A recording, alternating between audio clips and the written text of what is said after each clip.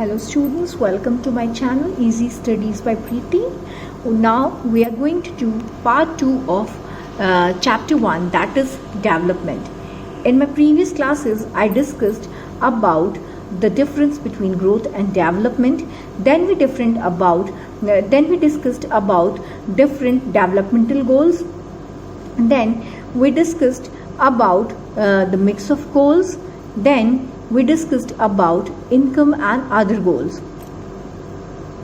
Then we discussed about how the different countries they are compared on the basis of development.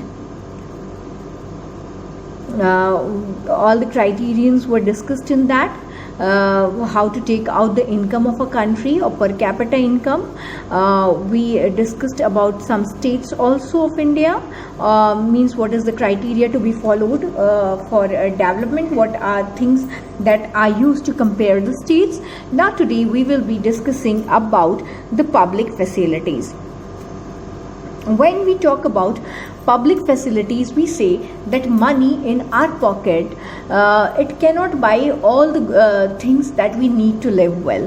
That means कि हम money से materialistic things तो खरीद सकते हैं, लेकिन हम एक pollution free environment, unadulterated medicines, protection from infectious diseases etc.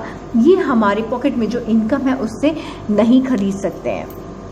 अगर हम केरला की बात करते हैं तो वहाँ का इन्फेंट मोर्टेलिटी रेट कम क्यों है? क्योंकि because there is adequate provision of, वहाँ पे बेसिक हेल्थ फैसिलिटीज़ अवेलेबल है और एजुकेशनल फैसिलिटीज़ अवेलेबल हैं. अगर सिमिलरली कुछ स्टेट्स में पब्लिक डिस्ट्रीब्यूशन सिस्टम जो है वो काफ़ी अच्छे से फंक्शन कर रहा है. पब्लिक डिस्ट्रीब्यूशन सिस्टम यानी कि जहाँ पे ये रेशंस वगैरह का डिस्ट्रीब्यूशन किया जाता है. We have studied about that in class 9th.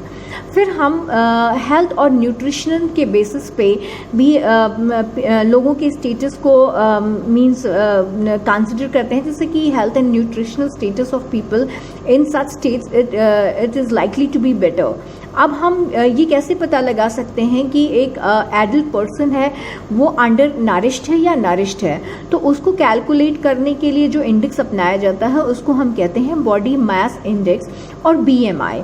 अब BMI को हम कैसे कैलकुलेट करते हैं? उसके लिए हमें क्या करना होता है कि जो वेट है पर्सन का, जो वेट है उसको हम kgs में लेते हैं और उसकी हाइट को मीटर्स में. अब हम उसके वेट को उसकी हाइट के स्क्वायर से डिवाइड करते हैं. अगर ये फिगर हमारा 18.5 से कम आता है तो वो पर्सन अंडर नरिश्ड है. और अगर हमारा BMI या बॉडी मास इंडेक्स अगर 25 के ऊपर आता है तो that means that person is overweight. अब ये जो क्राइटेरियन है ये हमारे ग्रोइंग चिल्ड्रंस पे अप्लाई नहीं होता है. अब हम बात करते हैं ह्यूमन डेवलपमेंट इंडेक्स की. तो human development index it was published by UNDP, that is United Nations developmental program. अब इट कंपेयर्स कंट्रीज, ये कंट्रीज को कंपेयर करता है उनके एजुकेशनल लेवल, उनके हेल्थ स्टेटस और पर कैपिटा इनकम के बेसिस पे. अब हम इंडिया के कुछ रेलेवेंट डेटास को डिस्कस करते हैं जो इंडिया की मींस उसकी नेबरिंग कंट्रीज़ के साथ कंपैरिजन हम करते हैं. तो यहाँ पे हम क्या देखते हैं कि श्रीलंका का जो पर कैपिटा इनकम है जो कि वो इंडिया की नेबरिंग कंट्री है, काफ़ी छोटी है फिर भी इंडिया से ज़्यादा है. और इसकी लाइफ एक्सपेक्टेंसी, इसकी लिटरेसी रेट, इसका ग्रॉस एनरोलमेंट रेशियो ये सब कुछ इंडिया से ज़्यादा है.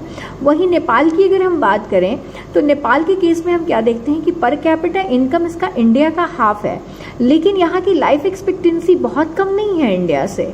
लिटरेसी रेट में भी बहुत पीछे नहीं है और एनरोलमेंट रेशियो में भी ये इंडिया से काफ़ी पीछे नहीं है. तो हम ये कह सकते हैं कि a small country in a neighbourhood Sri Lanka it is much ahead of India in every respect. और नेपाल जिसकी कि पर कैपिटा इनकम इंडिया की हाफ है but yet it is not far behind India in life expectancy and literacy levels. फिर हम sustainable development की बात करते हैं. जब हम सस्टेनेबिलिटी की बात करते हैं, सस्टेनेबिलिटी ऑफ डेवलपमेंट की बात करते हैं, तो हम ये कहते हैं कि whatever we are having today we have not means got from our ancestors, we have not inherited it.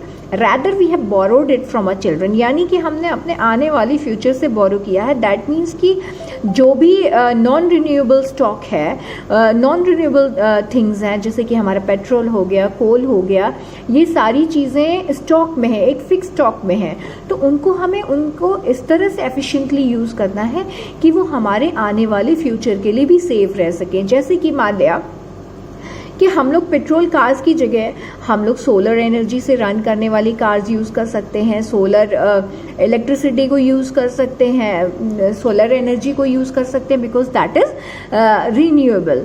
And since the second half of the 20th century, a number of scientists have been warning that the present type and levels of development are not sustainable, and renewable resources like groundwater are replenished by nature. However, even these resources, they may be overused, and ये जो हमारे non renewable resources होते हैं, ये इनको replenish नहीं किया जा सकता है क्योंकि इनका एक फिक्स स्टॉक होता है हमारे अर्थ पे।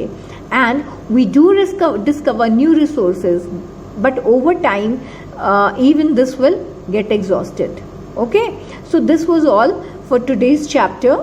We have completed chapter 1, develop. If you like my videos, do subscribe to my channel. Keep